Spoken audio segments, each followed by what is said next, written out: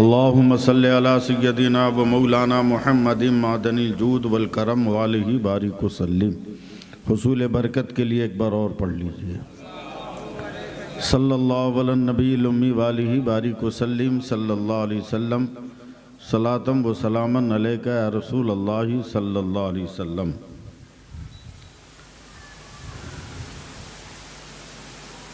कितनी अजीम तरह कमाई हुसैन की, कितनी अजीम तरह कमाई हुसैन की, राहे खुदा में आबला पाई हुसैन की। सैलाबे जुल्म पार किया है बसत खुलूस, इस्लाम ने पकड़कर कलाई हुसैन की। इस्लाम ने पकड़कर कलाई हुसैन की। और कालीन की तलाश में रहते हैं सब मगर, कालीन की तलाश में रहते हैं सब मगर, कालीन ढूंढती है चटाई हुसैन की। कालीन ढूंढती है चटाई हुसैन की। हज़रात तिलावत करदे आयत करीमा की रोशनी में कुछ बातें अर्ज़ करने की कोशिशें करूँगा। दुआ करें कि रब तबारक व तआला मुझे ताक़त व क़ुव्वत व हौसला अता फ़रमाए और आपके इस अज़ीम शान मजलिस को, जिसमें लातादाद मर्द औरत का एक सैलाब उमट पड़ा है इस बार, अल्लाह ताला इस जलसे के एक एक पल को कबूल व मकबूल फरमाए। अल्लाह ताला फरमाता है कि अपने वालिदैन पर एहसान करो, अपने वालिदैन पर एहसान करो। एहसान उस नेकी का नाम है कि अगर आप करें तो सवाब, और करके अगर कहें कि किया है तो गुनाह। करें तो सवाब और करके कहें कि मैंने किया है तो गुनाह। एहसान करना सवाब है और एहसान करके एहसान जताना ये गुनाह है, ये सवाब नहीं है। सिर्फ एक मंजिल ऐसी आई है जहाँ पर बंदे ने एहसान नहीं जताया मगर रब ने एहसान जताया है।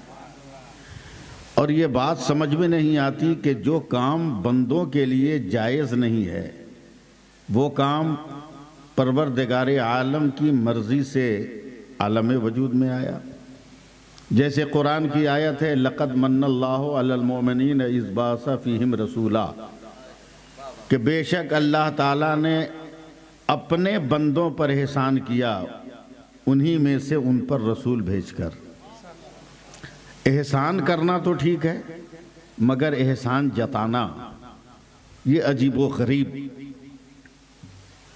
लफ्ज़ है जो कमज़ोर ज़हन को झटका दे सकता है, बहका सकता है।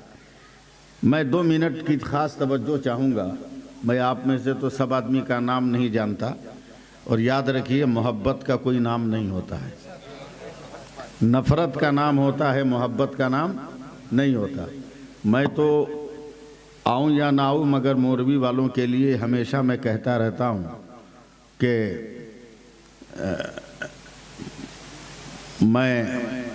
तुम खुद ही समझ जाओ, मैं नाम नहीं लूँगा, समझे। इतनी अक़ीदतें आपकी मेरे दिल में है या मेरी मोहब्बतें आपके दिल में है, अल्लाह इसको सलामत रखे। देखिए, मैं कहाँ से कैसे समझाऊं आपको। इमाम साहब हज पे गए, आमीन कह दीजिए कि चले जाएं। कंजूसी काहे करते हो यार, लगता है आप पैसा दीजिएगा तो जाएंगे और दे ही दीजिएगा तो आपका भला होगा। इमाम साहब हज पे गए और आने के बाद बड़ा खूबसूरत एक रुमाल मुझको दिया और मेरे कांधे पे रख दिया। कालिमी साहब, ये रुमाल है जो मैं मदीने से लाया हूँ। मेरी आंखें अश्कबार हो गई, रूह मेरी खुश हो गई, मैं मुस्कुरा उठा, का शुक्रिया, कम से कम मदीने का तोहफा तो मिला। बात आई गई, ख़त्म हो गई। लेकिन एक दिन मैं एक चौराहे पे खड़ा था, 2-4-10 आदमी थे। अचानक इमाम साहब आ गए, कहा याद है ना मैंने रुमाल दिया था। बड़ा गुस्सा आया। 100 रुपये का रुमाल और भरे बाजार में एहसान जता रहे हैं। मैं बर्दाश्त करके रह गया, बहुत सिंपल आदमी हूँ, लेकिन ये हज़ारों के मजमे में मैं वही रुमाल लगकर आया कि मुझे तकरीर करनी है, इस रुमाल का फैज़ान मिले, चूँकि मदीने का है। तो जैसी मैं रुमाल लेकर बैठा, इन्होंने कहा याद है ना, मदीने का रुमाल दिया था। अब तो मैं आपे से बाहर हो गया। मैंने कहा मौलाना हद हो गई, 100 रुपया का रुमाल क्या दिया कि जगह जगह तुम बेइज्जत कर रहे हो, जलील कर रहे हो। बेचारे रहमदिल हैं, इनकी आंखों में आंसू आ गए। कहा कसम खुदा की मौलाना, हमने जलील नहीं किया है, हमने आपको बचाया है। हमने कहा कैसे बचाया? बोला मदीने से लेकर मैं आया था, गुंबदे खजरा की जाली से मैं इसको मस करके लाया था। मैं बार बार इसलिए कह रहा हूं कि आपने कांधे पे रखा है, कहीं ऐसा ना हो कि पसीना बहे तो इस रुमाल में आप पोंछ ले, ये मदीने का है। डर है कि कहीं नाक बहे तो आप इस रुमाल में ना पोंछ ले, इसके एहतराम कीजिए कि मदीने का है। ठीक जिस तरह ये एहतराम मदीना में अपने रुमाल को बचाने के लिए नहीं, मुझे गुनाह से बचाने के लिए एहसान करके भी एहसान का जिक्र कर रहे हैं, उसी तरह रब्बे कायनात फरमाता है लक़द मन्नल्लाहु अलल मोमिनीन, ऐ ईमान वालो हमने तुम पर एहसान किया है, रसूल भेजा है, पैगंबर भेजा है, नबी भेजा है, बदरुद्दोजा भेजा है, काफिल वरा भेजा है, सदरिल वरा भेजा है, नूरे मुजस्सम भेजा है, फ़ख्रे दो आलम भेजा है, हादी आलम भेजा है, मुअल्लिमे कायनात भेजा है, अर्श नसी भेजा है, मसनद नसी भेजा है। खबरदार रसूल भेजा है, रसूल ही समझना, अपने जैसा मत कहना, अपनी तरह मत कहना।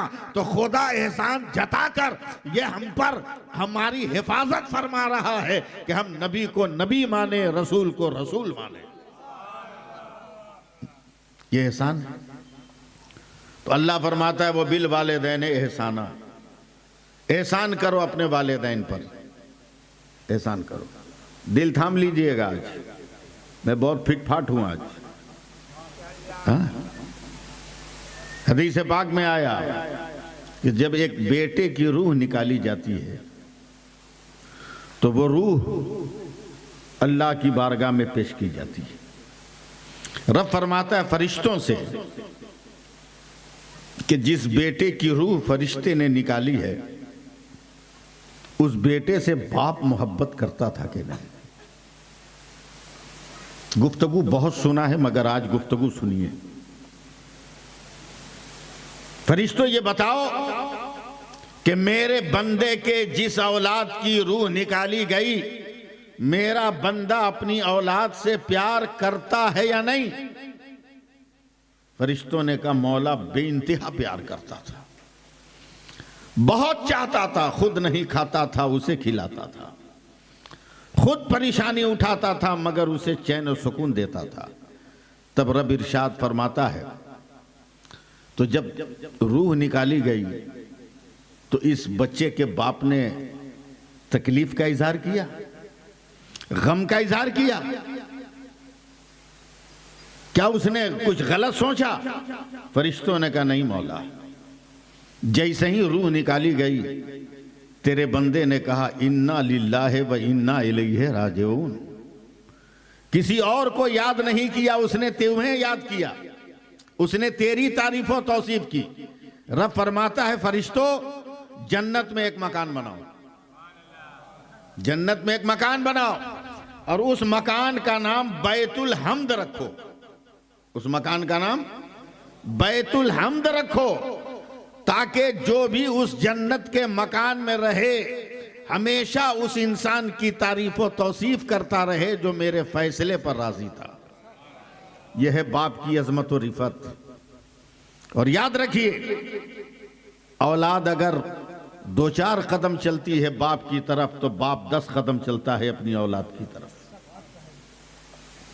आम का सीजन है अभी, है?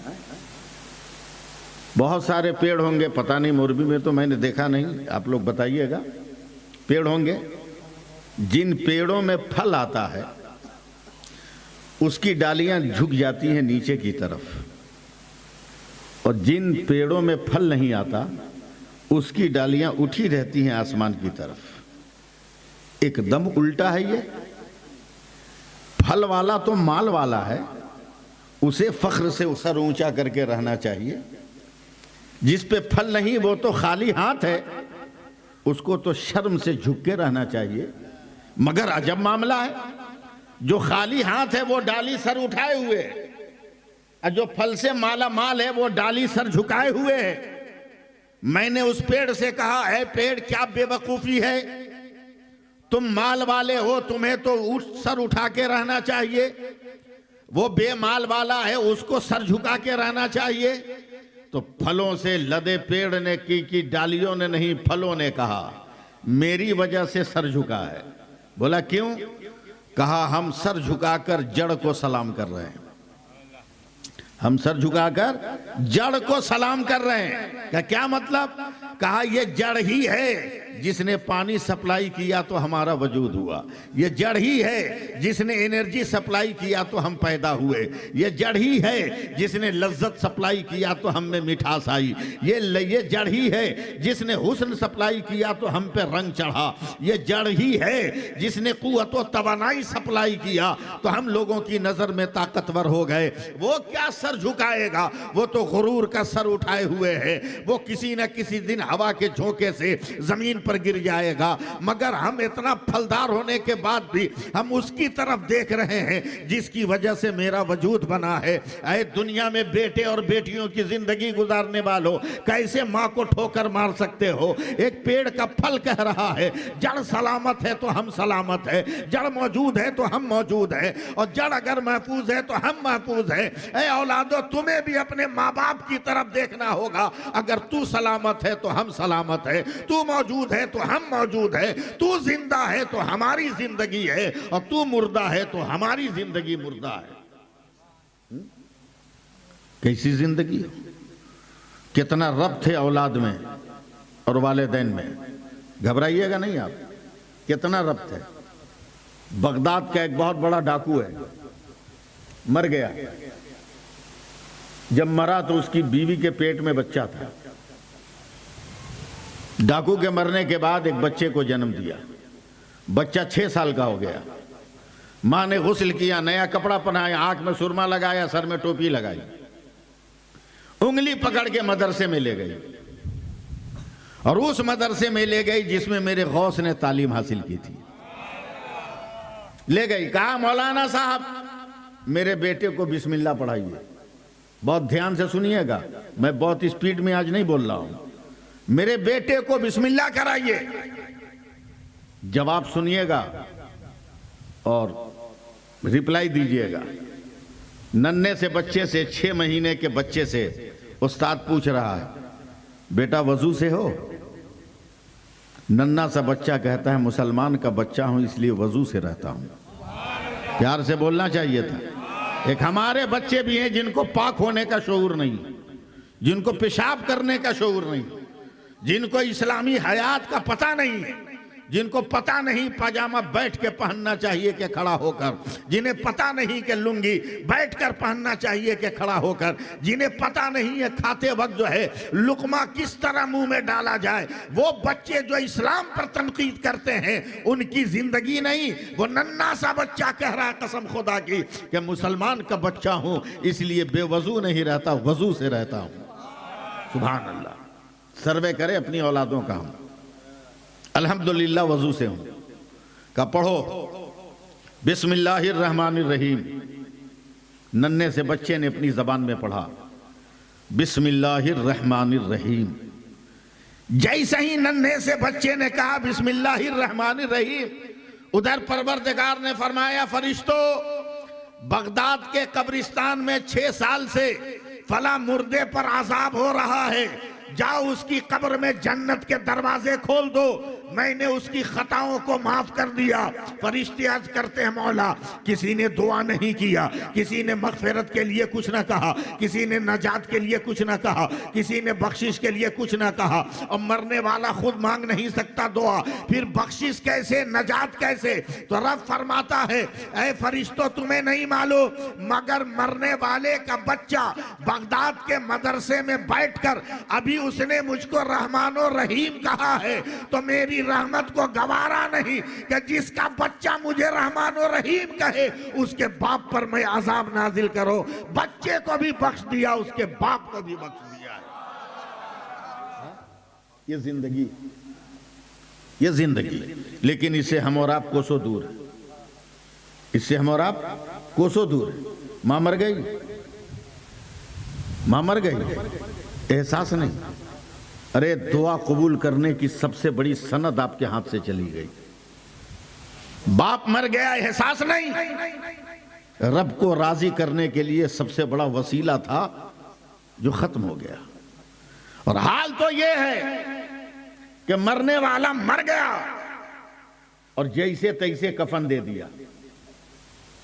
एहसास भी नहीं है कि उसी कपड़े में मरने वाले का सारा बदन छुपा रहेगा, मगर दे दिया जैसे तैसे। तवज्जो दीजिएगा, आला हजरत की बारगाह है, उनका एक मुरीद है, आकर कहता है सरकार मैं तो परेशान हूं, मैं एकदम पागल बन जाऊंगा। बोला क्या हुआ? बोला चंद दिनों पहले मेरी मां का इंतकाल हुआ, आपने जनाजे की नमाज पढ़ाई, हम लोगों ने कब्रिस्तान में दफन किया, दिल हाजिर रखिएगा, हम लोगों ने कब्रिस्तान में दफन किया, फातिहा भी करा दी, मगर है मेरे पीरो मुर्शिद आला हजरत, आज रात जब मैं सोया हूं ना तो सपने में मैंने मां को देखा। मैं परेशान हूं, मेरा दम घुट रहा है, मेरी रूह कांप रही है, मेरा कलेजा दहल रहा है। बोला हुआ क्या? अचानक मैंने सपने में महसूस किया कि कोई औरत रो रही है। जब मैंने गौर किया तो पता चला मेरी मां रो रही है। मेरी मां रो रही है। मैं हड़बड़ा के उठ गया, कहां है मेरी मां? मेरी मां का तो इंतकाल हो गया। फिर ये आवाज कहां से, ये दर्द भरा आंसुओं का कि सदा कहां से? ए मेरे पीरो मुर्शिद आला हजरत, मैं आवाज के पीछे पीछे चलने लगा। चलते चलते उस कब्रिस्तान में पहुंच गया जिसमें मैंने मां को दफन किया था। दिल थाम के रखिएगा, मैंने दफन किया था। अचानक दरवाजे पे पहुंचा तो मेरी मां ने पूरे जलाल से कहा, खबरदार एक कदम आगे मत बढ़ना, नमक हराम है तू, गद्दार है तू। मैं कांप गया। गर्मियों में पसीने में मैं भीग कर रहता था, खड़ा होकर दिन भर पंखा मैं हिलाता था अपनी माँ के लिए। खुद भूखे रहता था मगर मजदूरी करके अपनी माँ का पेट मैं भरता था। मगर मुझ जैसे वफादार को आज मेरी माँ कब्र से कह रही है गद्दार है, नमक हराम है, ठहर जा, रुक जा। मैं कांप गया। मैंने कहा माँ मैं गद्दार हूं? बोला हाँ हाँ। बोला मेरी वफा याद कर अम्मी जान। बोला तेरी वफा का एक एक लफ्ज याद है, मगर मरते मरते तुमने जो सजा मुझको दी है मैं माफ नहीं करूंगी। बोला क्या किया मैंने? काफरा तफरी में जो कफन तूने मुझे दिया वो इतना बारीक कपड़ा है, इतना महीन कपड़ा है, इतना पतला कपड़ा है कि उसको पहनकर भी मेरा बदन छुप नहीं रहा है। काश तूने मुझे मोटे कपड़े का कफन दिया होता, गाढ़े कपड़े का कफन दिया होता, तो मैं मुर्दों की जमात में बैठकर अपने खुदा का जिक्र करती। मगर मैं शर्म के मारे निकल नहीं पा रही हूं। ए आला हजरत, मैंने रो रो कर कहा माँ तू ऐसी जगह है जहाँ अब तो कुछ भेजना मुमकिन नहीं है। तब मेरे आला हजरत मेरी अम्मी जान ने कहा बेटा अगर भेजने की तमन्ना हो, अब मोरबी वालों खामोश मत रहना, कहा बेटा अगर भेजने की तमन्ना हो तो रास्ता मैं बताती हूँ। कहा माँ बता, मैं भेजने को तैयार हूँ। कहा बरेली शहर के फला गाँव का फला आदमी फला तारीख को इंतकाल करेगा, इतने बजे उसकी रूह निकलेगी, उसके हाथ से अगर चाहो तो मेरा कपड़ा भेज सकते हो। ए आला हजरत बताइए ना क्या करूं। आला हजरत की आंखों में आंसू है, धर धर रो रहे हैं। फरमाते हैं बेटा जा कपड़ा खरीद के रख ले और किसी से कहना मत, उस वक्त और तारीख का इंतजार कर। किताबें कहती हैं कि उसी तारीख पर उस इंसान का इंतकाल हुआ। नौजवान दौड़ा दौड़ा गया, आला हजरत अब क्या करें। कहा जाओ जितना कपड़ा कफन का खरीदा है पूरा 22 मीटर कपड़ा खरीद कर लेकर आओ। कहा सरकार पहले से खरीद कर रखा है। कहा लेकर जाओ मरने वाले के घर, गुस्ल में शरीक रहना, जनाजे में शरीक रहना, अपने कांधे पर मैयत को उठाकर कब्रिस्तान ले जाना। कब्रिस्तान जाने के बाद जब उस जनाजे को कब्र में लेटा दिया जाए तब तो कब्र में उतर जाना और उसके सर के बगल में वो कफन का कपड़ा रखकर धीरे से कह देना मेरी माँ को दे देना। नाम नहीं बताया था, एड्रेस नहीं बताया था, पता नहीं बताया था, कबीला नहीं बताया था, बिरादरी नहीं बताई थी, गांव नहीं बताया था, जिला नहीं बताया था, मुल्क नहीं बताया था, स्टेट नहीं बताया था, सिर्फ इतना कहना कि मेरी माँ को दे देना, मिट्टी दे के पलट आना। नौजवान गया है, कब्रिस्तान पहुंचा है, जैसे ही जनाजा लिटाया गया कब्र में उतरकर सर के बगल में रखा, कहा मेरी माँ को दे देना, मिट्टी दे के पलटा है। दिन गुजर गया है, रात को जब वो सोया है तो सपने में माँ आ रही है और मुस्कुरा कर कहती है बेटा तेरा शुक्रिया, तूने जो माल भेजा था वो मुझ तक पहुंच गया है, जो कपड़ा भेजा था मुझ तक पहुंच गया। अब मुसलमानों फैसला करो कि जब 22 मीटर कपड़ा हम माँ की कब्र में पहुंचा सकते हैं तो अपना पढ़ा हुआ दरूद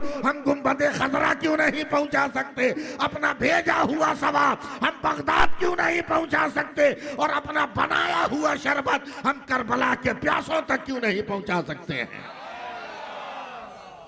ये जिंदगी कहां से कहां हम जा रहे हैं, लेकिन याद रख लिए इसके लिए मोहब्बत की डगर से गुजरना होगा।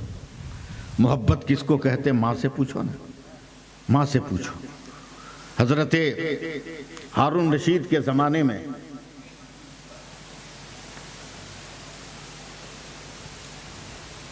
एक ही वक्त में एक लड़का एक लड़की पैदा हुई, दो औरतों की, लड़की मर गई, लड़का जिंदा रहा। माँ किसको कहते हैं सुनिएगा, लड़का जिंदा रहा। जिसका लड़का है उसने कहा मेरा है और जिसका नहीं है उसने कहा मेरा है, दावा दोनों का बराबर। बगदाद के बादशाह खलीफा हजरत हारून रशीद हैं, 1000 दलील दिया, 6 महीना तुम रखो, 6 महीना तुम रखो, कहा नहीं मुझको मेरा बेटा चाहिए। सब कोई कहे, एक एक लफ्ज पे ध्यान दीजिएगा, सब कोई कहे दोनों मेरा बेटा मेरा बेटा। कोई बात जब मानने को दोनों तैयार नहीं हुए तब खलीफे बगदाद हारून रशीद ने कहा तलवार लाओ और इस बच्चे को बीच से चीरो, आधा इसको दे दो आधा इसको दे दो। फौरन एक औरत चीख पड़ी नहीं नहीं चीरिएगा मत, पूरा उसको दे दीजिए, हमको नहीं चाहिए। हजरत हारून फरमाते हैं बेटा इसका है। अब बोले नहीं, हवा हो गई गुफ्तगू, चोट लगती है, बड़ी मेहनत से मैं गुफ्तगू सजाता हूं। कहा बेटा इसको दे दो। कहा क्यों? कहा अगर असली औलाद ना हो तो वो ममता नहीं मिलती, उसकी औलाद नहीं इसलिए वो चीरने पर राजी हो गई, और इसकी औलाद है इसलिए वो बेटे को मरता हुआ नहीं देख सकती है, वो हमेशा अपनी औलाद को जिंदा देखना चाहती है। यह है माँ बाप की जिंदगी। आपको क्या करना है? आपको मोहब्बत पेश करनी है, अकीदत पेश करनी है, समझे? पीर साहब का पांव बाद में दबाना, बाप का पांव पहले दबाओ, समझे? मजार पे चादर बाद में चढ़ाना, माँ के सर पे दुपट्टा पहले रखो, समझे? लंगर बाद में खिलाना, पहले अपने माँ और बाप को खाना खिलाओ। नहीं पूछा जाएगा तुमने किसका लंगर चलाया, मगर ये जरूर पूछा जाएगा कि तुमने माँ बाप को खिलाया है कि नहीं खिलाया है। ये नहीं पूछा जाएगा तुमने चादर चढ़ाया कि नहीं चढ़ाया, मगर ये जरूर पूछा जाएगा तूने अपने माँ बाप को कपड़ा दिया है कि नहीं दिया। इश्क किसको कहते हैं, मोहब्बत किसको कहते हैं? 4 मिसरे सुनिए, फिर मैं तकरीर कर रहा हूं। कुछ भी नहीं है पास मगर इश्क़े नबी तो है। हाँ सुनिएगा सुभान अल्लाह कह के, कुछ भी नहीं है पास मगर इश्क़े नबी तो है, सरकारे दो जहां से मोहब्बत यही तो है। वायस तू अपनी राह देख, देखे हम अपनी राह, जन्नत नहीं मिली अगर उनकी गली तो है, जन्नत नहीं मिली अगर उनकी गली तो है। मोहब्बत किसको कहते हैं सुनिए। एक साहबी हजरत खुबैब अरब के काफिरों ने गिरफ्तार कर लिया, सजा सुनाई फांसी की, सजा सुनाई फांसी की। फांसी का फंदा तैयार, फांसी का फंदा तैयार, गले में फांसी का फंदा पड़ गया, फांसी का फंदा। दुनिया का कानून है कि मरने वालों से आखिरी ख्वाहिश पूछी जाती है, पूछी जाती है ना आज भी। अरब के काफिरों ने हजरत खुबैब से पूछा, तेरी आखिरी तमन्ना क्या है? दिल खोल दीजिएगा आप लोग, तेरी आखिरी तमन्ना क्या है? हजरत खुबैब ने रोकर कहा, है दुनिया वालों, जब फांसी का शिकंजा कसेगा ना, रस्सी गले को जब दाबेगी ना, तो मेरी सांस रुकेगी, तो मैं न जाने छटपट छटपट करके किधर मेरा मुंह चला जाएगा, न जाने कहां किधर मेरा मुंह चला जाए, बस इतना कर रहा। या अल्लाह,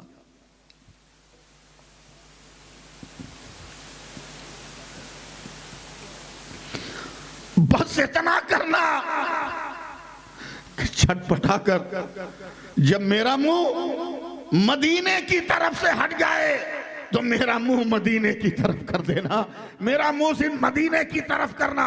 अरब के काफिरों ने कहा, खुबैब सब दे सकते हैं मगर मदीना की तरफ मेरा तेरा मुंह नहीं करेंगे। उसी मुस्तफा से छुड़ाने के लिए तो हम तुम्हें फांसी दे रहे हैं। तब इश्क बोल उठा, मोहब्बत बोल उठी, प्यार बोल उठा, इशार बोल उठा, चाहत बोल उठी, कुर्बानी बोल उठी, सच्चा इश्क बोल उठा।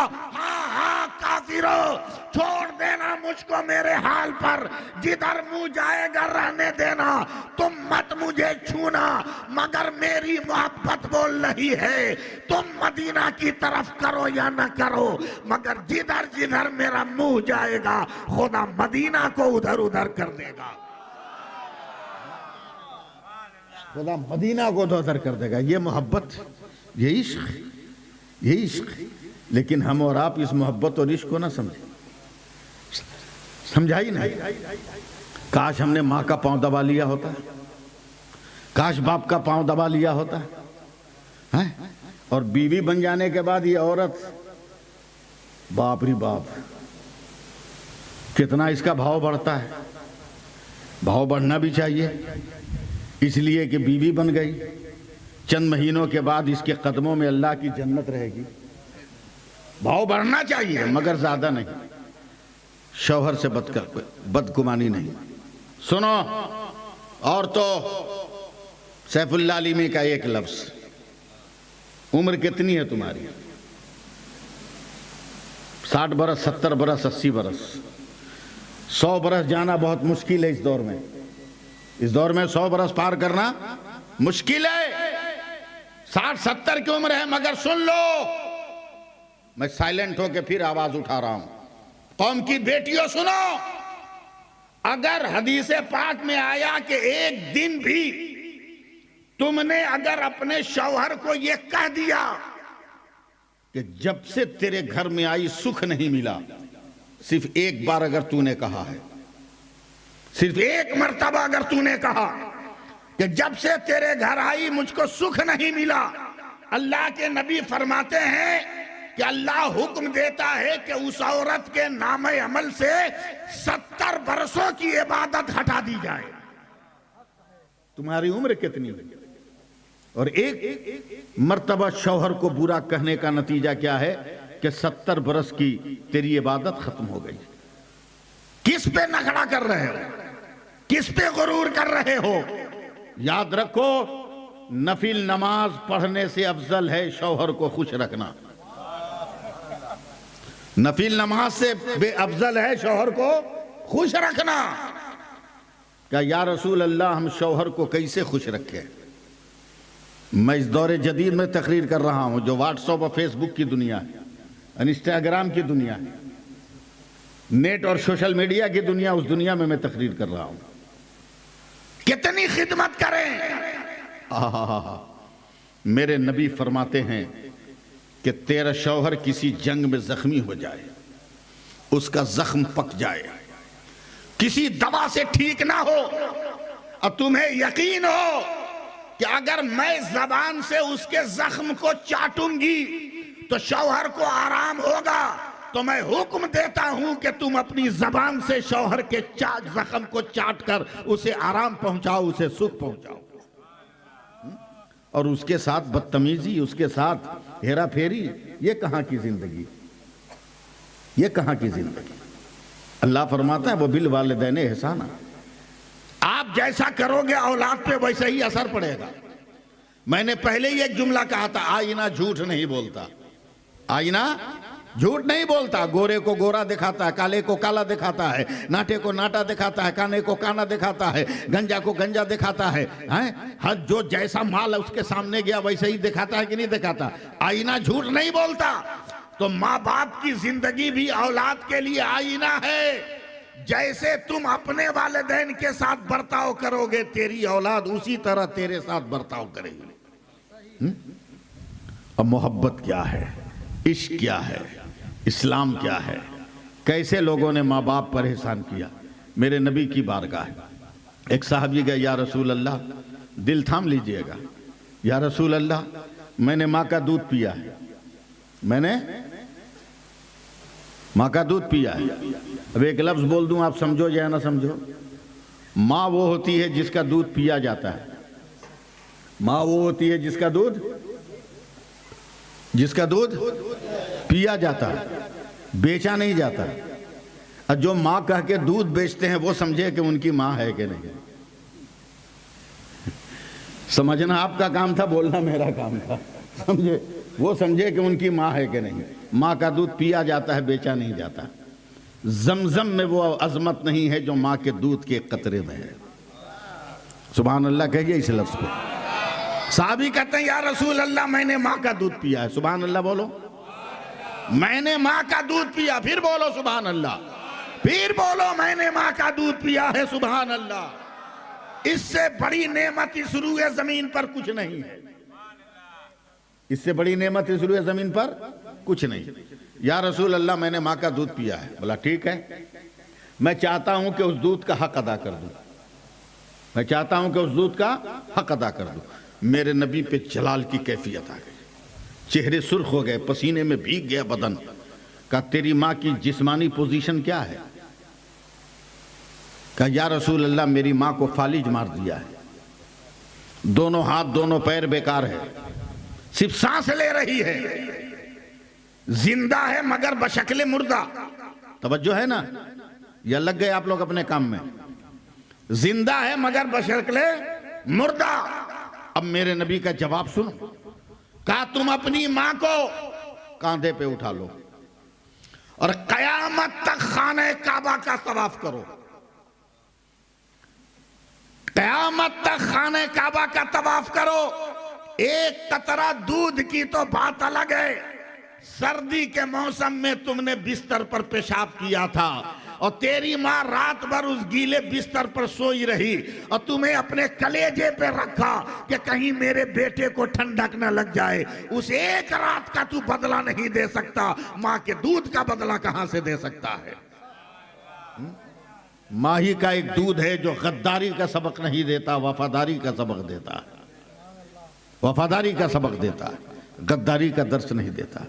माँ की मोहब्बत क्या है?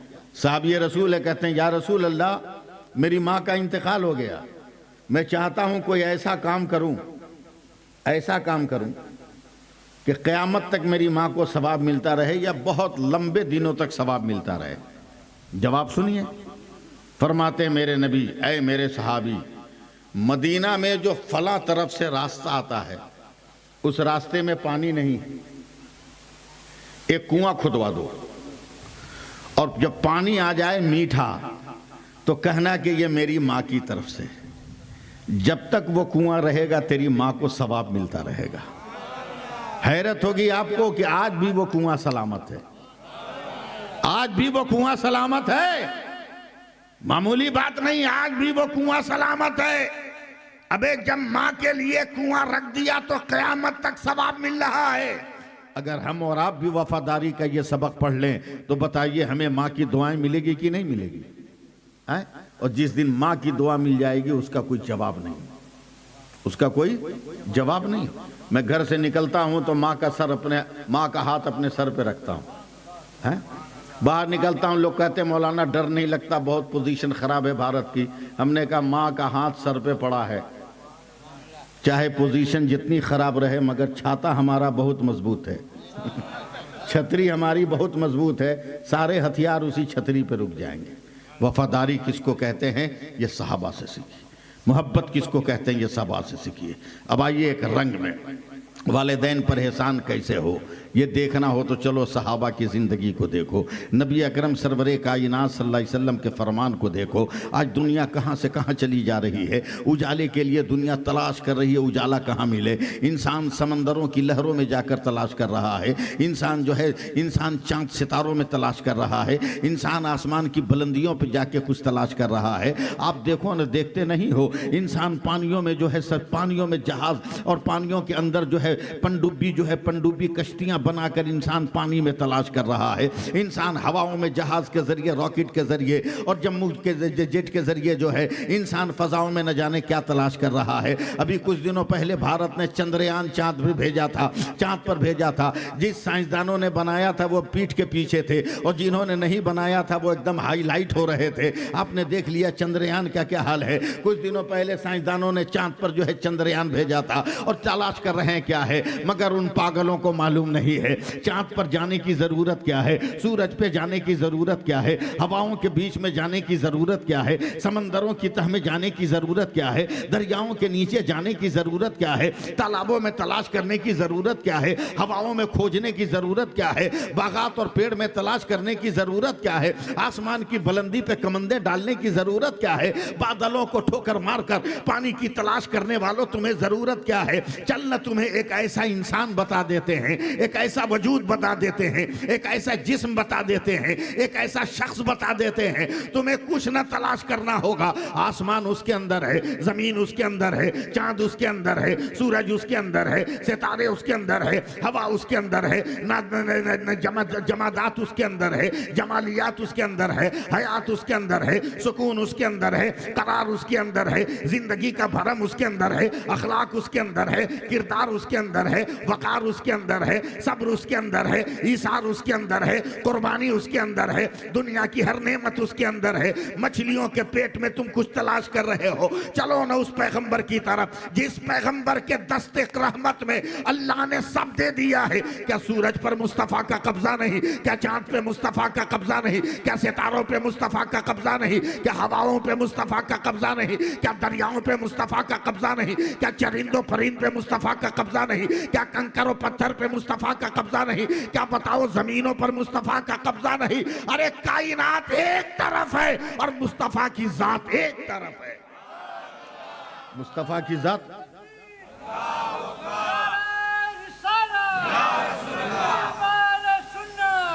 मुस्तफा की जात एक तरफ। अब संभाल लीजिएगा मोहब्बत किसको कहते हैं। बहुत दिनों के बाद जब औलाद पैदा हो तो उसकी तड़प अलग होती है। बोलो भाई, हैं? देखने में काला पैदा हुआ है, एक आंख टेढ़ी पैदा हुई, मगर माँ बाप इस काले और काने बच्चे को भी लेकर कहती है हाय मेरे चंदा, हाय मेरे लाल। बोलो कहती है कि नहीं कहती है? हाय मेरे चंदा, हाय मेरे लाल, हाय मेरे चंदा, हाय मेरे लाल। काला है, काना है, मगर लाल। तू अपनी नजर से मत देख, उस माँ की नजर से देख, उस माँ की नजर से देख जिसने तुम्हें कुछ दिनों तक अपने पेट में रखकर जमाने से छुपाकर खुदा के हुक्म से तुम्हें खुराक दिया है, तुम्हें खुराक दिया है, तुम्हें अल्लाह की नेमत दी है। उस माँ की तरफ देख, उस माँ की तरफ देख। तवाफ़े काबा हो रहा है, तवाफ़े काबा हो रहा है। तैयार हैं आप लोग सुनने के लिए? एक बार मोहब्बत से सुभान अल्लाह कह दीजिए। हाँ, एकदम रोज़ कुछ न कुछ इजाफा लोगों में हो रहा है। ये अल्लाह का फजल है, अल्लाह की बरकतें। जो लोग शरबत वगैरह पिला रहे हैं ना, इनको थोड़ा सा आप लोग हाथ बटाइए, हैं, इनका साथ दीजिए। रोज़ 20-25 किलो दूध बढ़ जा रहा है, कहाँ से आएगा? आप दीजिएगा तब ना आएगा। हैं, आज तो यजीद के नाम पर नाली का पानी कोई पीने को तैयार नहीं है। हुसैन के नाम पर दूध का शरबत, मावा का शरबत, उसमें फ्रूट है। ये हुसैन का नाम, इनके नाम की बरकत, ये हुसैन के नाम की बरकत समझे? तवाफ़े काबा हो रहा है, काबा का तवाफ हो रहा है, काबा का तवाफ हो रहा है, काबा का तवाफ हो रहा है, काबा का तवाफ हो रहा है। तवाफ करते करते शोर बरपा हुआ, हटो, साइड दो, जगह दो। आवाज औरतों की है, आवाज औरतों की है। क्या हुआ? बोला फातिमा बिनते असद को हमल था, सहने काबा में बच्चा पैदा हो गया, सहने काबा में बच्चा पैदा हो गया, मगर गंदगी नहीं है। इशारों में समझिएगा, क्योंकि बहुत औरतें बैठी हैं, मैं बहुत जबान संभाल के गुफ्तगू करता हूं। गंदगी नहीं है, गलाजत नहीं है, बच्चा पैदा हुआ, शोर उठा, मुबारक हो अबू तालिब, मुबारक हो, मुबारक हो अबू तालिब, मुबारक हो। आज अब्दुल मुत्तलिब के एक और बेटे के घर में चिराग रोशन हुआ है। फातिमा बिनते असद के घर में एक बेटा पैदा हुआ, मगर चंद मिनट के बाद हंगामा गम में बदल गया, खुशी मातम में बदल गई, मुसर्रत की मजलिस गम में तब्दील हो गई। बोला हाय हाय, बच्चा तो पैदा हुआ मगर अंधा है, बच्चा पैदा हुआ मगर अंधा है, आंखें नहीं खोल रहा है, नजरें बंद है, तवज्जो है ना, निगाहें बंद है, आंखें नहीं खोल रहा, बच्चा पैदा हुआ मगर नजरों से लगता है महरूम है। कोहराम बरपा, मां अलग रोए, बाप अलग रोए, खानदान अलग रोए, कबीला अलग रोए, चाहने वाले अलग रोए। अचानक अचानक सहने काबा में एक आवाज उठी, एक आवाज उठी, अबू तालिब का भतीजा मोहम्मद आ रहा है। अरे मोहब्बत से बोलो ना, अबू तालिब का भतीजा, अब लफ्ज़ मोहम्मद नहीं अदा करूंगा, मुस्तफा जाने रहमत आ रहे हैं। सुभान अल्लाह। आए कारेम, कहां थे अब तक? तेरे प्यारे चचा जिसने अपनी जिंदगी तेरे ऊपर निसार करना ठान लिया है, उस चचा के घर में बेटा पैदा हुआ मगर अंधा है। मेरे नबी भी घबरा गए, मेरे नबी की आंखें भी अश्कबार हो गई। देखिएगा मेरी तरफ एक मिनट के लिए। फातिमा बिनती असद हजरत मौला अली की माँ है, हाथ पर हजरत अली, हाथ पर हजरत अली, आंखें बंद है, आंखें बंद है, और पैदाइश के बाद गलाजतें नहीं आई।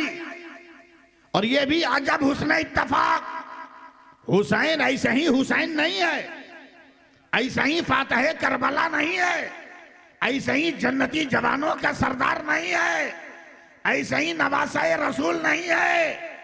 जैसी बुनियाद होती है फल वही इमारत वैसा ही, जैसी जड़ वैसा ही फल।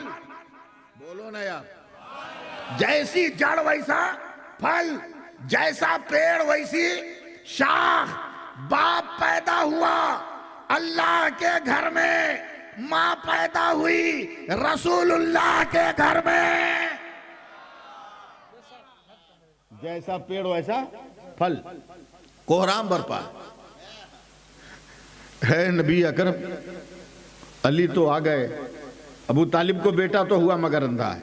देखिएगा मेरी तरफ, देख रहे हैं ना, मां ऐसे लेके बैठी, सर ऊपर है, सर नजर, सर तो हाथ पे है, नजर कुछ बोलोगे, नजर ऊपर है, नजर ऊपर है, आंख बंद है, शोर है, अंधा है, शोर है, अंधा है।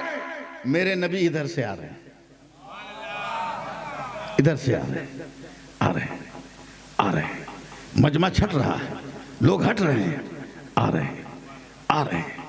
आने वाला खुशबू बिखेरता आ रहा है, आने वाला एक नूर की लकीर छोड़ता आ रहा है, आने वाला अखलाक का दरिया बहाता आ रहा है, आने वाला किरदार का नूर बनकर आ रहा है, आ रहे हैं। फातिमा बिनते असद ऐसे बच्चे को लेकर हैं, रो रही है साने काबा में, काबा की तरह मुंह करके है मेरे मौला औलाद भी दिया तो अंधी, बेटा भी दिया तो आंखों से माजूर। इधर मेरे मुस्तफा आ रहे आ रहे आ रहे आ रहे आ रहे। जैसे ही मौला अली के सर के करीब मेरे नबी आए, बगैर कुछ कहे हुए हजरत अली ने करवट बदल दिया। चित्ते पट हो गए। अब पट होकर आंख खोल लिया। अरे यार जोर से बोलना चाहिए था। आंख खोल लिया। हैरत से लोगों ने कहा रे अबू तालिब के बेटे की निगाहें खुल गई, आंखें खुल गई। तसव्वुर में मेरे मुस्तफा ने कहा अली ये क्या था, नजरें क्यों बंद किया था? कहा या रसूल अल्लाह मैं अंधा नहीं था, मगर मैंने तमन्ना कर लिया था कि सबसे पहले अगर देखूंगा तो अपने मुस्तफा को देखूंगा, अपने रसूल को देखूंगा।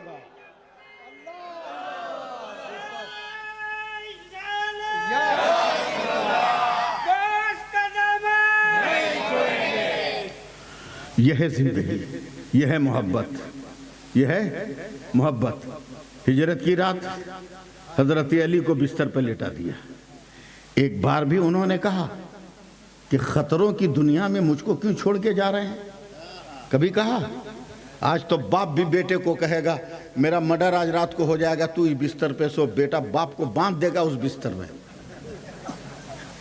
बेटा बाप को बांध देगा उस बिस्तर में, तू सुत, हम जाते हैं हम जाते हैं। आज की ये फितरत। मगर चारों तरफ से दुश्मन, और अपने बिस्तर पर हजरत अली को लेटा दिया। सुभान अल्लाह बोलिएगा।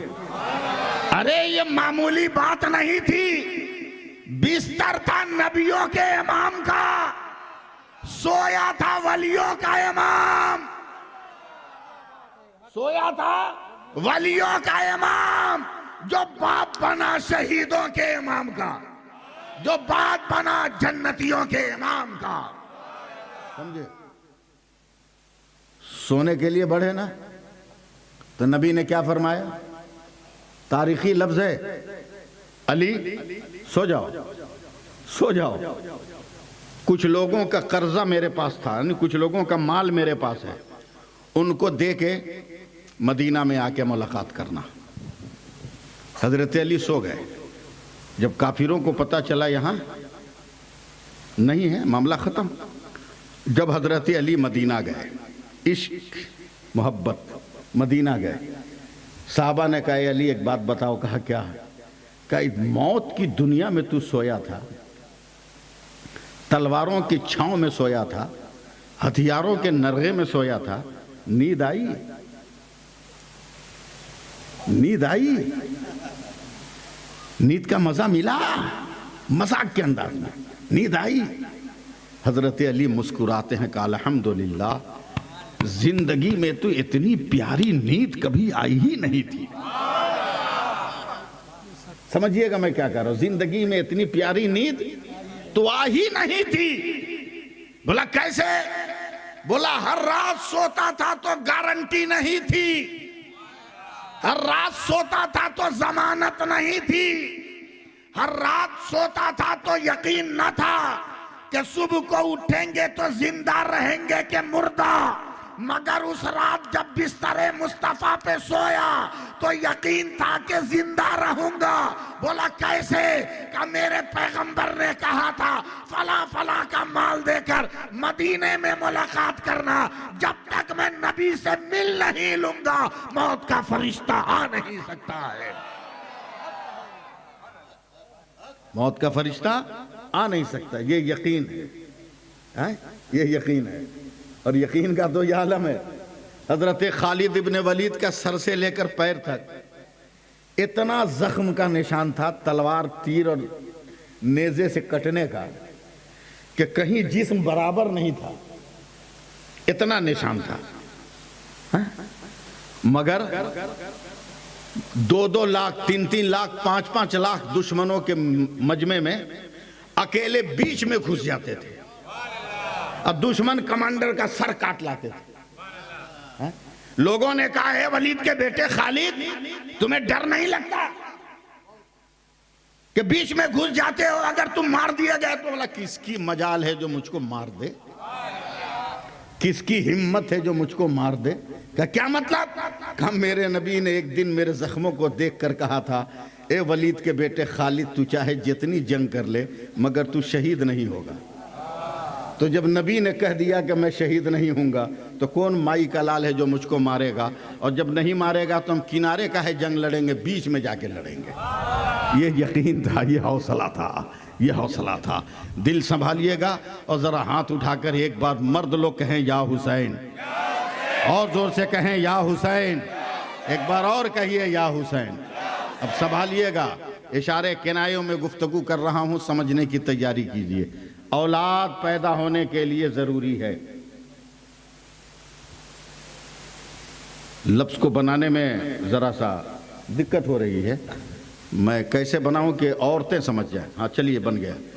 औरत की पैदाइश के लिए ज़रूरी है कि औरत फितरतन जो महीने में नापाक होती है वो हो।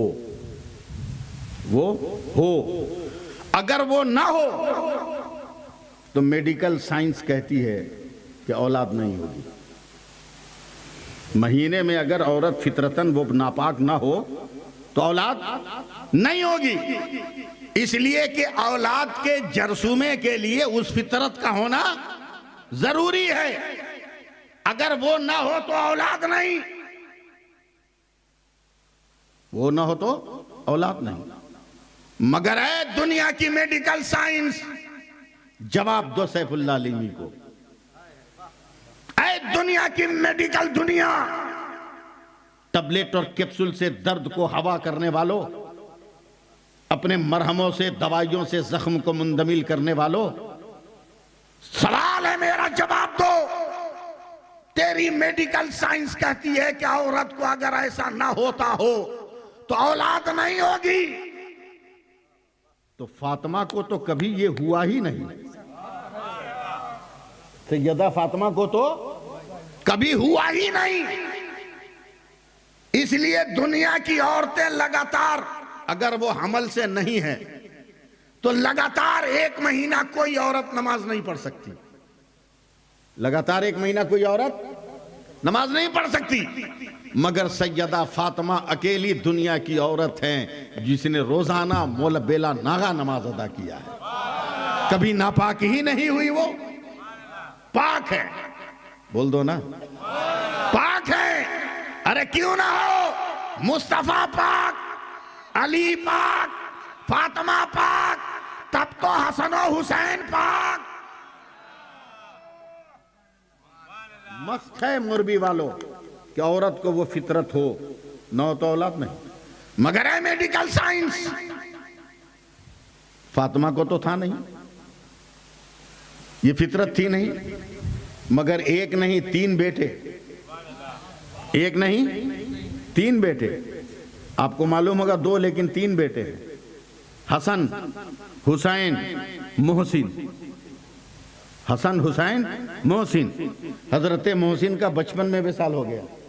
सैयदा ज़ैनब, 3 ही औलाद मान के चलो, 2 बेटे 1 बेटी, 2 बेटे 1 बेटी।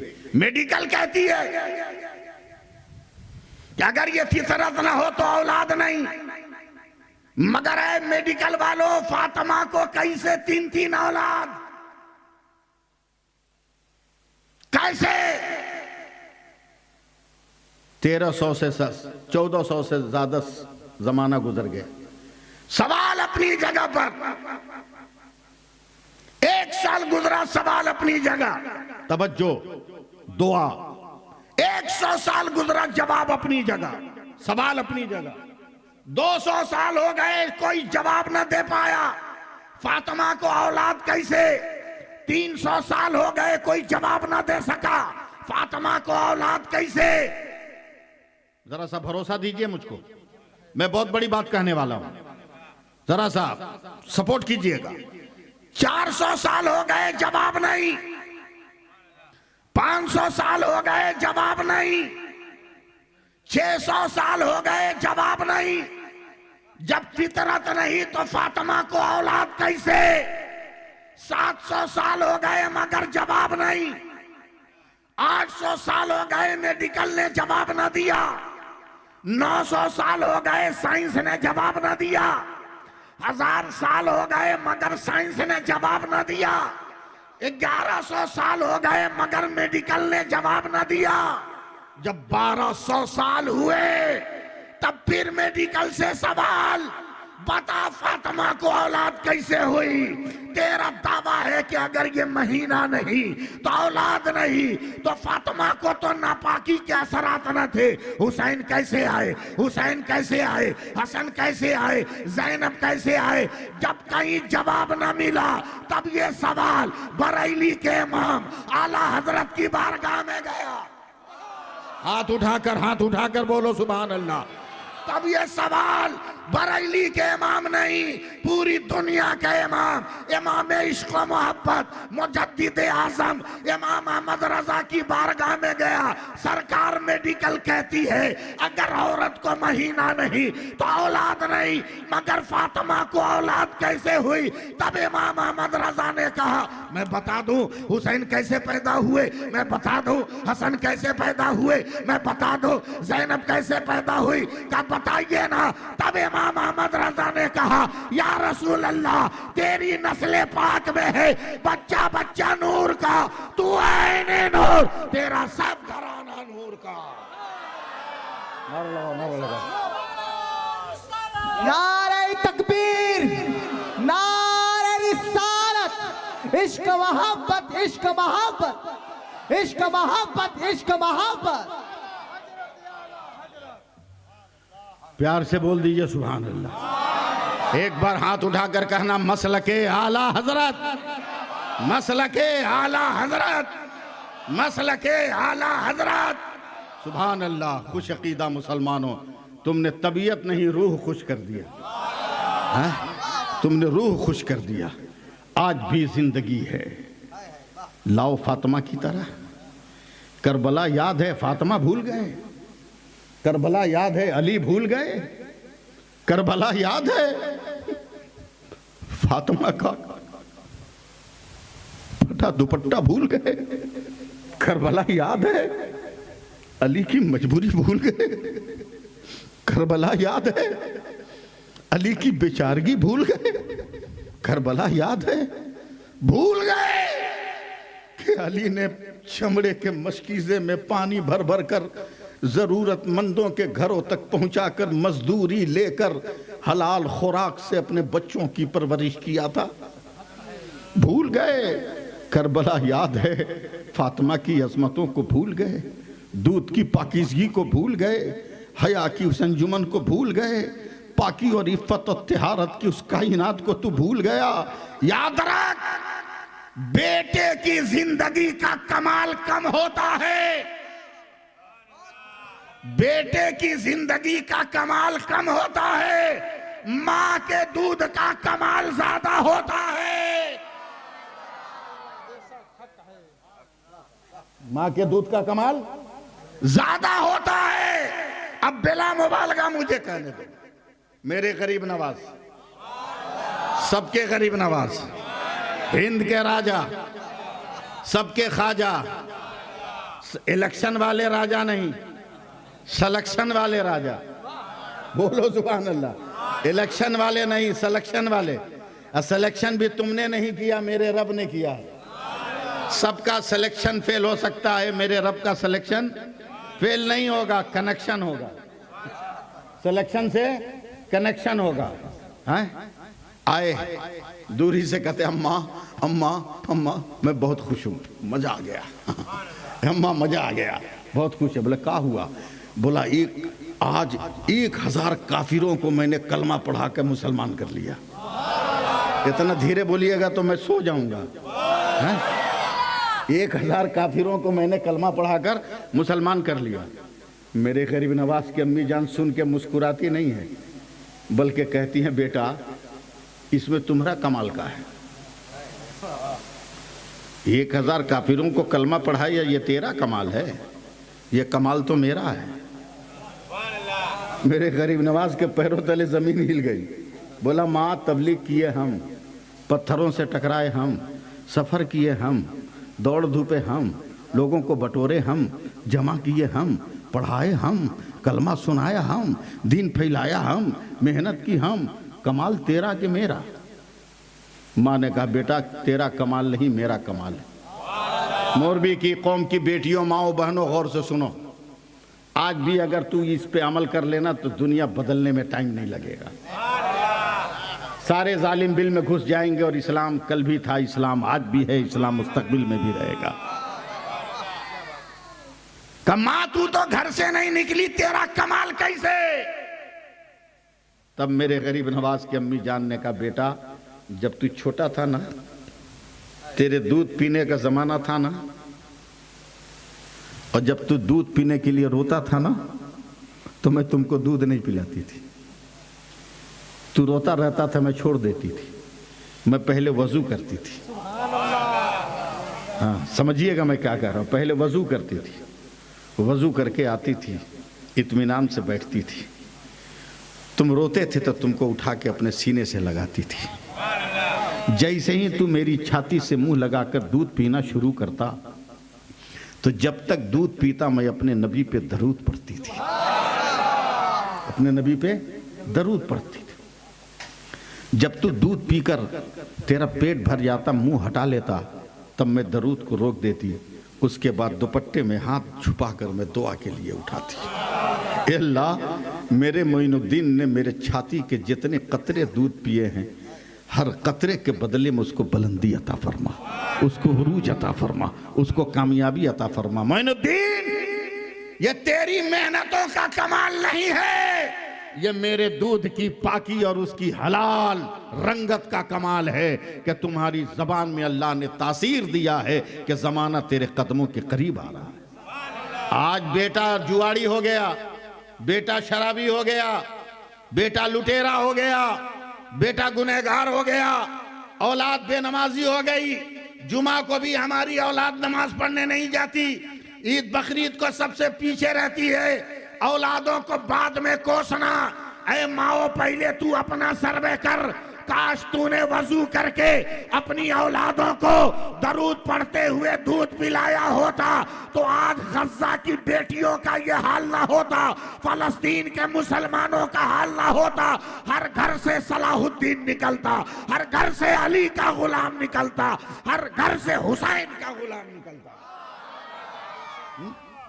हर घर से निकलता। इसलिए माओ तुम अपनी औलाद की परवरिश करो तो फातिमा की हया ले लो। हुसैन पाक ने यकीनन इस्लाम बचाया, इसमें कोई शक और शुबा नहीं, मगर सबसे पहले ये देखना होगा कि उनकी रगों में दूध कौन सा था, उनकी रगों में दूध कौन सा था। मामूली दूध नहीं था। निकाह की तमन्ना किसको नहीं होती।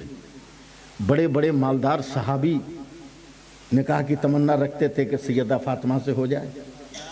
कुछ लोगों ने पेशकश भी किया था, लेकिन मेरे नबी ने फरमाया नहीं, मैं खामोश हूं, हुक्म का इंतजार कर रहा हूं। क्या फरमाया?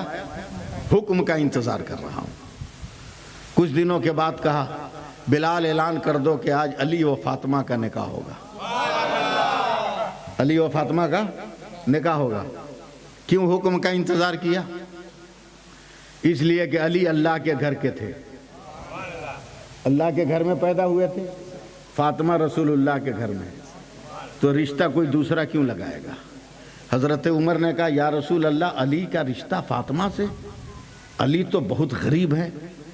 कहा ए सहाबा ये रिश्ता मैंने नहीं लगाया, जिब्रील ने बताया कि ये रिश्ता खुदा ने तय किया है, ये रिश्ता खुदा ने तय किया है। रिश्ता हो गया, निकाह हो गया।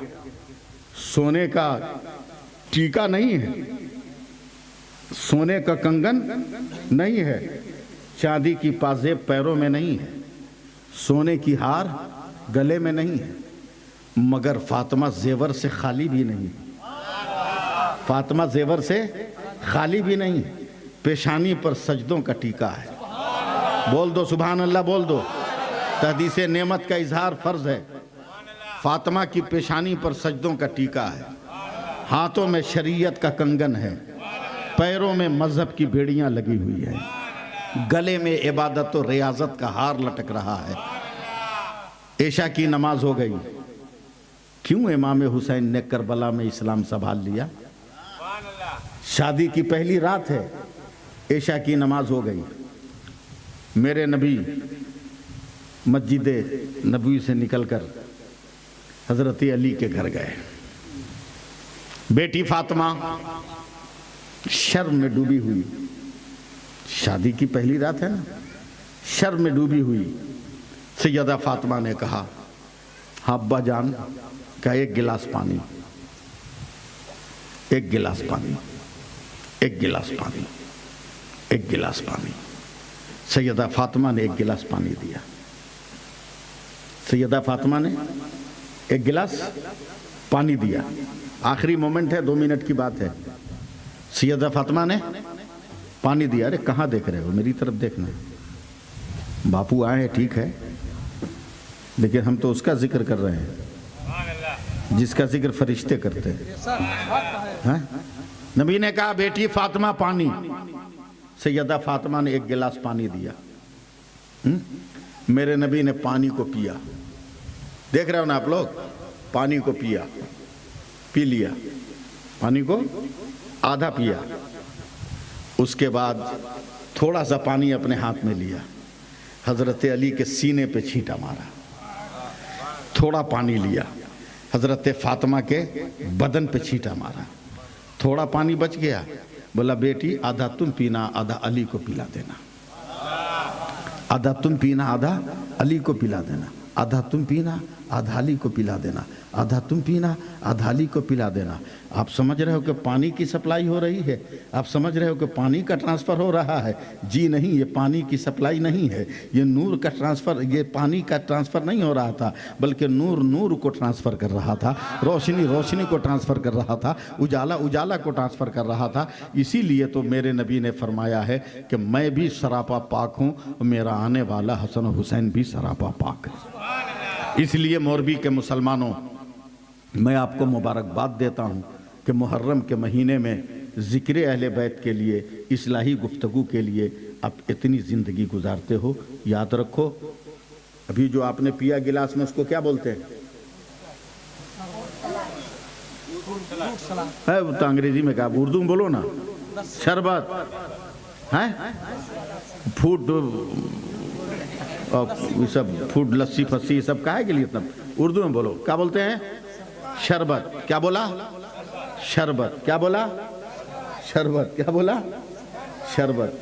कसम खुदा की, उसी शरबत को समझ जाओ ना, सब इख्तिलाफ भूल जाओगे, सब इख्तिलाफ भूल जाओगे। 3 घंटा पहले पानी अलग, दूध अलग, मावा अलग, ड्राई फ्रूट अलग, काजू अलग, किशमिश अलग, बादाम अलग, बर्फ अलग। जिसने देखा कहा दूध है, जिसने देखा कहा पानी है, जिसने देखा कहा फ्रूट है, जिसने देखा कहा मावा है, जिसने देखा शक्कर है, जिसने देखा काजू है।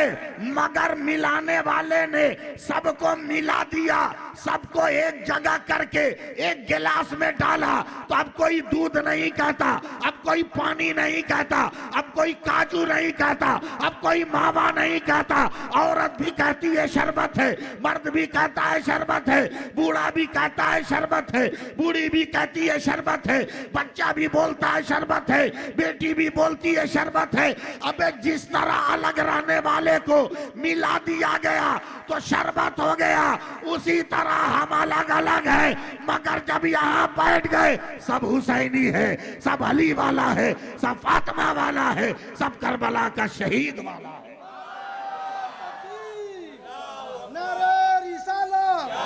जश्न शहीद आजम मसले के आला हजरत मौलाना सैफुल्लाह इल्मी साहब किबला। अब आखिरी बात सुन लो, आज भी अगर अपना रंग जमा लो तो दुनिया का रंग फीका पड़ जाएगा। 2009 में मेरा एक्सीडेंट हुआ, मेरा पाँव टूट गया, मैं साल भर कहीं जलसे में नहीं गया। मुहर्रम में भी कलकत्ता ही में था, कलकत्ते वालों को मालूम हुआ ये मौलवी फंसा है, ये कहीं जलसे में गया नहीं, जा इसको एम्बुलेंस में उठा के ले आ, ये सोया रहेगा, इसकी तकरीर सुनेंगे। अल्लाह का शुक्र है, अल्लाह ने आपके दिल में महबूबियत दी है, ये अल्लाह की नेमत है। ले गया सब। हाजी साहब एक जगह गए तो जिसमें पानी उनी रखते हैं उसको क्या बोलते हैं आप लोग? ड्रम। ड्रम समझते हैं ना? हाँ तो बोलिएगा। हाजी साहब एक जगह देखा रोड के किनारे से 10-12 ड्रम रखा हुआ है लाल कपड़ा से ढक के। तो उस वक्त जिस पार्टी की हुकूमत थी उसका झंडा लाल था। ब्लड कौन नेता आने वाला होगा, और सियासत से हमको मतलब है नहीं। आगे बढ़ गए, लेकिन पान खाए थे, थूकने के लिए घूमे तो देखे ड्रम के किनारे जितने नौजवान थे सब टोपी पहने हुए थे।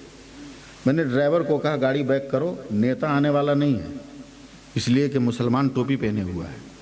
बोला क्या मतलब? बोला नेता आने वाला होता है तो मुसलमान पहले से टोपी नहीं पहनता, नेता आके मुसलमानों को टोपी पहनाता है।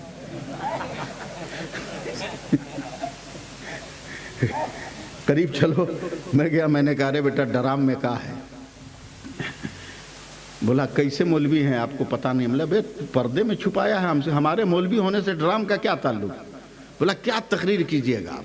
हमने कहा बकवास मत कर, दिखा ड्रम में है क्या, देखा। बोला मौलाना दूध का शरबत है। हमने कहा 12 ड्रम? अबे कलकत्ता में इतना बड़ा दयालु कौन हुआ? मस्जिद में 2 रुपया चंदा देता है, 12 ड्रम दूध का शरबत। बोला मौलाना एकदम ओरिजिनल दूध का शरबत। हमने कहा हमको भरोसा नहीं, हटा कपड़ा दिखा शरबत, हटा कपड़ा दिखा शरबत। जैसे ही कपड़ा हटाया ना और जग डाल के निकाला, हिलाया, गुस्से में एक का कॉलर पकड़ लिया। हमने अबे पागल, ये दूध का शरबत है। बोला हाँ। बोला पानी कितना? बोला 70 लीटर। बोला शक्कर कितनी? बोला 10 kg। हमने कहा दूध कितना? बोला 1.5 लीटर।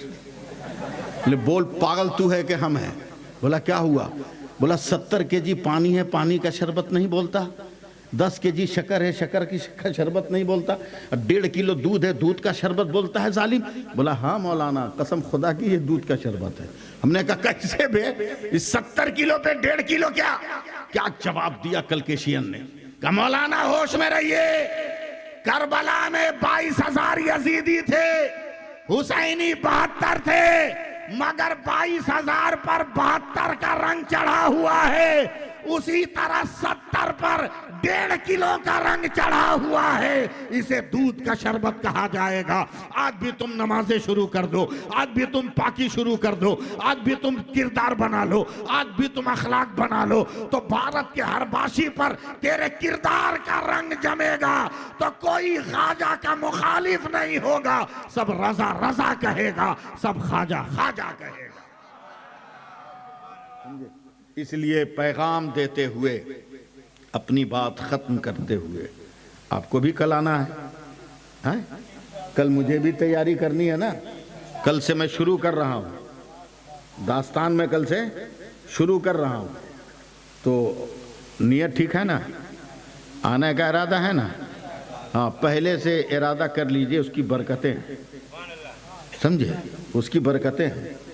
हाँ जैसे जोहर की नमाज पढ़ लिया आपने, और वहीं पर नमाज पढ़ने के बाद ये कह लिया कि या अल्लाह असर की भी नमाज पढ़ेंगे, और इसी बीच में मौत आ गई, असर पढ़े नहीं, मौत आ गई।